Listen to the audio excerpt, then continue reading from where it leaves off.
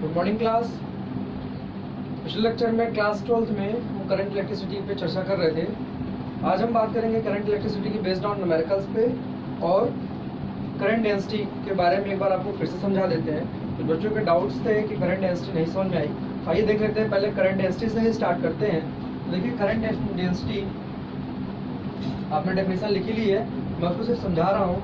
देखिए क्या होगा, मैंने आपको बताया था अगर कोई कंडक्टर है, ये क्या है आपका, सपोज कोई कंडक्टर है, इसमें क्या होंगे, ढेर सारे इलेक्ट्रॉन फ्लो करेंगे।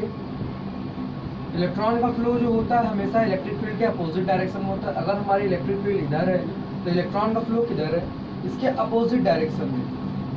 मैंने बताया था इस पर्टिकुलर एरिया से, इस एरिया से जो आपका ये रेड कलर का दिख रहा है, इस पर्टिकुलर एरिया से जो पास होगा, मतलब करंट डेंसिटी मैंने लिखाया था J is equal to current per unit area. ठीक है, करंट क्या हो, पास करे particular area of cross section से। अब देखिए ये क्या पास आउट हो रहा है, यहाँ पे ये I है, तो ये फॉर्मूला था आपका बेसिक। अब मैंने बात की थी इस पे कि अगर ये मान लीजिए एरिया ऑफ क्रॉस सेक्शन में दो बातें ध्यान रखनी होती है। हमें जो लेना होता है करंट की डायरेक्शन जो लेनी होती है, या एरिया वेक्टर की डायरेक्शन, आप किसी एक को लेंगे, एरिया वेक्टर का वो कंपोनेंट लेंगे जो करंट के अलोंग हो या पैरेलल टू द करंट हो। जैसे इसमें देखिए ये यहाँ पे सिंपली है, आप लिख सकते हैं J equal to I by A, ये सही है। लेकिन अगर मैं क्रॉस सेक्शन चेंज करता हूँ, सपोज इस तरह का क्रॉस सेक्शन बनाता हूँ, तो यहाँ देखिए बच्चों ये करंट सीधी स्ट्रेट ही जाएगी, ये कभी टर्न नहीं हो रही है। लेकिन इसका एरिया वेक्टर की बात करें, इसकी बात करें एरिया वेक्टर, फिर से देख लीजिए ध्यान से, ये एरिया वेक्टर है, इस एरिया वेक्टर की डायरेक्शन इधर A है। हमें एरिया का वो कंपोनेंट लेना होता है जो करंट की डायरेक्शन में हो। करंट हमारा ये है, ये एंगल मान लीजिए थीटा से इंक्लाइंड है करंट से, तो एरिया वेक्टर का ये वाला कंपोनेंट जो होगा, एरिया वेक्टर का ये मान लीजिए A डैश है, तो ये क्या जाएगा A cos थीटा, और ये कंपोनेंट होगा A sin थीटा। ठीक है बच्चों, अब देखिए मैंने आपको ये भी समझाया था वहाँ पे कि I अब इस कंडीशन, सॉरी जो करंट डेंसिटी J होगी, तो J का फार्मूला इसके लिए क्या होगा, I upon A cos theta, या आप इसको ऐसे कह सकते हैं I बाई A डैश मैंने बताया था। आप इसी को क्या लिख सकते हैं, इसको इस फॉर्म में हम लिख सकते हैं। तो यहाँ से करंट का जो फार्मूला मिला बच्चों हमको, J into A cos theta. अब मैंने आपको बताया था अगर cos कंपोनेंट आता है तो हम क्या लिखते हैं, डॉट प्रोडक्ट, क्या लिखेंगे, डॉट, यानी I equals to J dot A। ये वेक्टर फॉर्म में मैंने पिछले लेक्चर में आपको समझाया था और बताया था जो आपका करंट डेंसिटी होती है, current per unit area, area को हमें वो लेना है जो परपेंडिकुलर, सॉरी एरिया की डायरेक्शन क्या होती है, हमेशा परपेंडिकुलर टू द सरफेस होती है। लेकिन जब फार्मूले में पुटअप करते हैं, एरिया की वो डायरेक्शन लीजिए जो करंट के अलोंग हो या करंट से पैरेलल होती है। ठीक है, तो ये हो गया बच्चों आपका करंट डेंसिटी। ठीक है, ये मैं क्या बताया आपको, करंट डेंसिटी के बारे में एक्सप्लेन किया। आइए हम न्यूमेरिकल देखते हैं इस पे। आप वीडियो को पॉज करके नोट कर लिया करिए। अब देखिए मैं आपको बताता हूँ इसके न्यूमेरिकल, कुछ बेसिक न्यूमेरिकल है, ध्यान से देखिएगा। पहला क्वेश्चन है इसमें, क्वेश्चन नंबर 1 कह रहा है if current Q is, sorry charge Q is equal to 2t square या 2t cube plus 3t square minus 6t plus 4। ये आपको चार्ज दिया है, कैसा चार्ज है, टाइम पे जो डिपेंडेंट है। ये यूनिट इसकी होती है चार्ज की, कूलाम है, तो आपको निकालना है। देन फाइंड दो बातें आपको निकालनी है। पहला है इंस्टेंटेनियस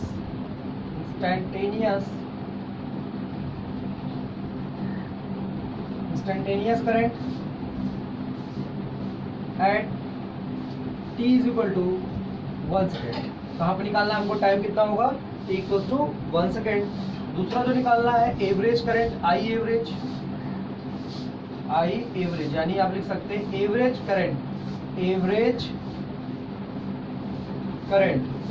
करंट कैसे निकालेंगे, एवरेज करंट के लिए टाइम दिया गया है, average current for 0 to 2 second. कहाँ तक, 0 से 2 सेकंड के बीच की हम बात कर रहे हैं। तो आइए देखते हैं कैसे सॉल्व करेंगे।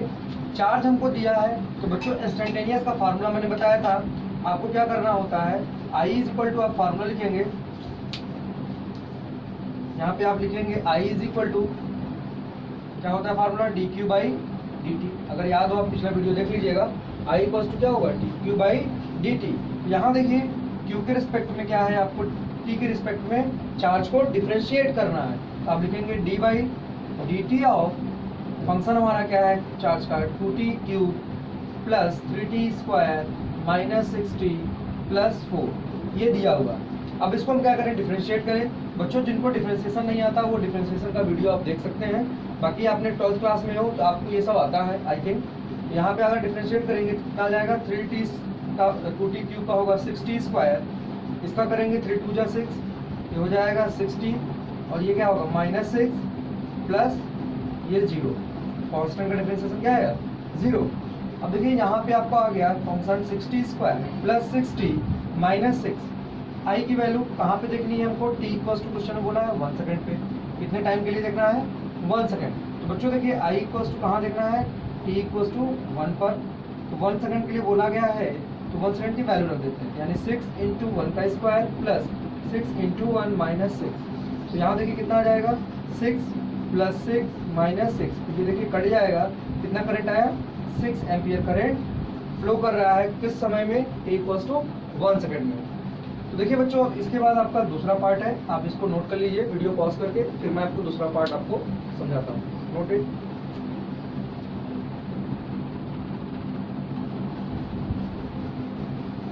देखिए बच्चों अब हम देखते हैं average value of current. I hope आपने नोट कर लिया होगा।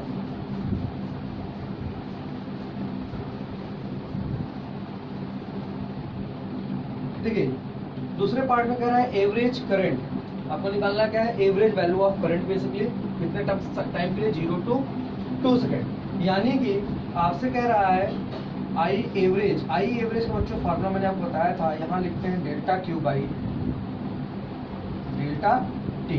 इसका मतलब ये क्या है, ये है Q final minus Q initial divided by T final minus T initial. ठीक है बच्चों।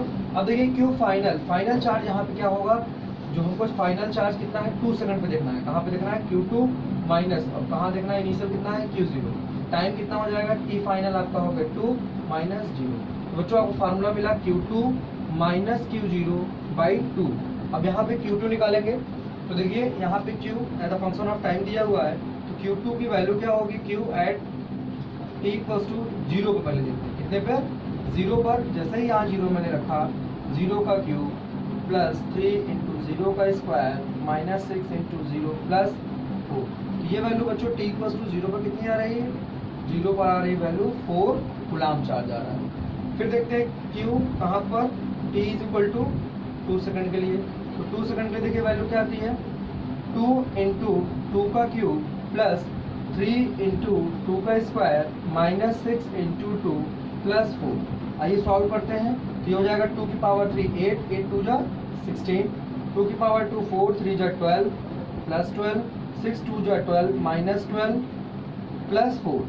तो देखिए 12 से 12 कैंसिल आउट, ये कितना है यहाँ पे 16 प्लस 4 आ गया आपका 20 कूलम्ब। ये चार्ज कितना है फाइनल आपका 20 कूलम्ब। आप अब देखिए फार्मूले में रख दीजिए, तो आई एवरेज क्या जाएगा, I average is equal to Q2 2 second के लिए माइनस Q0 अपॉन 2, यानी आप लिखेंगे 20 कूलम्ब माइनस Q0 कितना है 4 कूलम्ब डिवाइडेड बाई 2 से हम डिवाइड कर देंगे। अब देखिए इसकी वैल्यू कितनी आ रही है, यहाँ पे आप सब्ट्रैक्ट करेंगे तो आएगा 16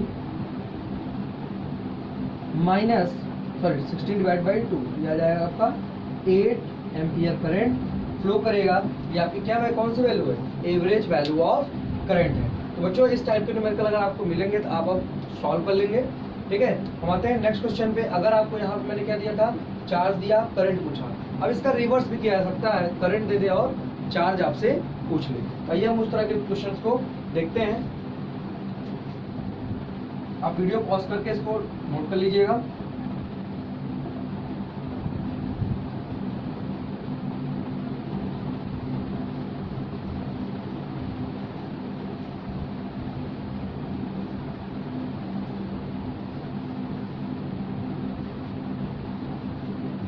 देखिए अब आपका नेक्स्ट क्वेश्चन है,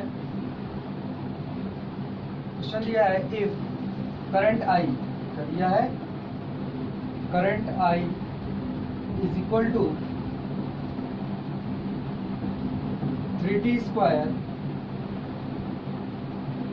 minus 4t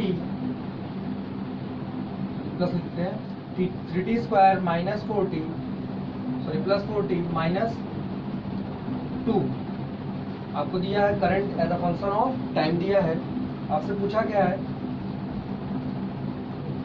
then find the value of charge in time 0 to 2 second लिखते हैं, टाइम 0 to कहाँ पर 2 सेकेंड पर, ठीक है। एंड ऑल्सो फाइंड और क्या निकालना है, also find number of electron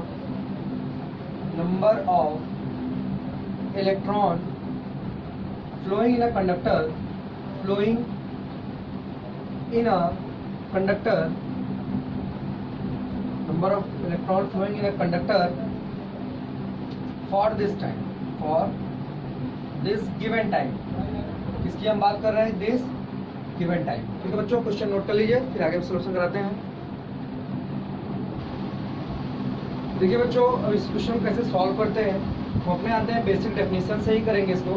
basic definition हमारी क्या थी, current I is equal to हमने पढ़ा था dq बाई dt। अब ध्यान से देखिए, हमें चाहिए चार्ज, क्या चाहिए, चार्ज चाहिए। तो देखिए यहाँ पे इसको कैसे सॉल्व करते हैं, तो और साइड में लिखते हैं ताकि सोल्यूशन करने में प्रॉब्लम ना हो। I इज इक्वल टू हमने लिखा dq by dt।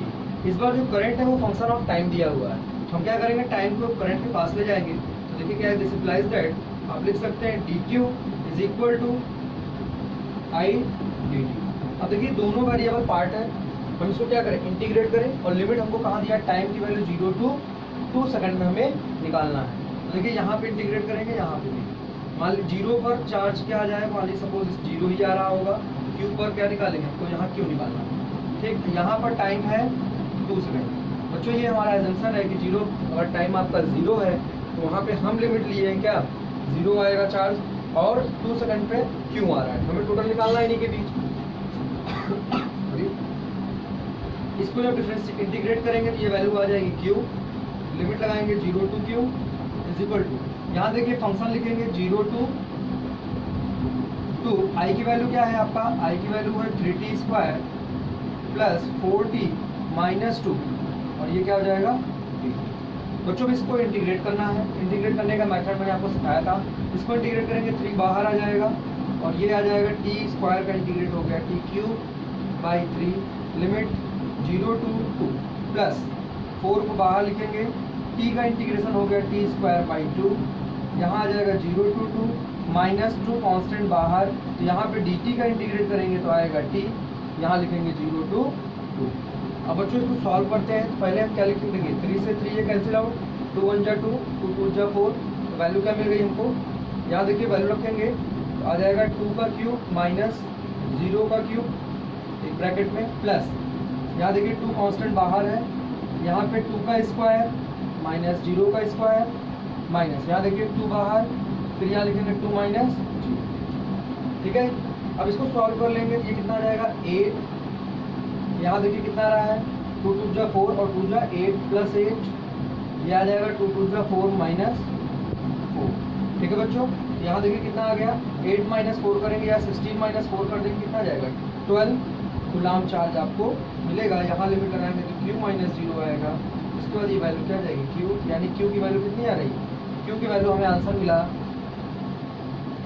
Q is equal to कितना मिल गया 12 कूलाम। अब देखिए बच्चों चार्ज आपको मिल गया, आगे क्वेश्चन में क्या कहा, also find number of electron, क्या निकालना है, नंबर ऑफ इलेक्ट्रॉन। बच्चों आप लोगों ने क्वांटाइजेशन ऑफ चार्ज पढ़ा था, क्वांटाइजेशन ऑफ चार्ज क्या था, charge is in the form of integral multiple of electron. यहाँ देखिए आपसे क्या पूछा है, n पूछा है, इसकी वैल्यू पूछा है n, n का फार्मूला क्या लिखेंगे, n इज इक्वल टू आप लिखेंगे Q बाई E, क्या लिखेंगे n equal to Q by E। E क्या है, चार्ज ऑफ इलेक्ट्रॉन, इलेक्ट्रॉन पर चार्ज कितना होता है, E is equal to 1.6 into 10 to the power minus 19 coulomb का चार्ज होता है। अब ये वैल्यू हम यहाँ रख के सॉल्व करते हैं। तो देखिए यहाँ कितना आ जाएगा, चार्ज की वैल्यू आई है 12 upon 1.6 into 10 to the power minus 19। अब देखिए यहाँ से कैंसिल आउट करेंगे तो डिस्मल हटाएंगे 120 हो जाएगा, 120 बाई 16 ऊपर आ जाएगा 10 टू द पावर प्लस 19। यहाँ देखिए 16 को डिवाइड करेंगे, 4 4 जा 16, 4 3 जा 12, 0 और डिवाइड करेंगे तो आ जाएगा ये 15 बाई 2 से डिवाइड करेंगे 2 15 टाइम्स में जाएगा और नीचे 2 इंटू 10 टू द पावर 19। आप ये कह सकते हैं जो नंबर ऑफ इलेक्ट्रॉन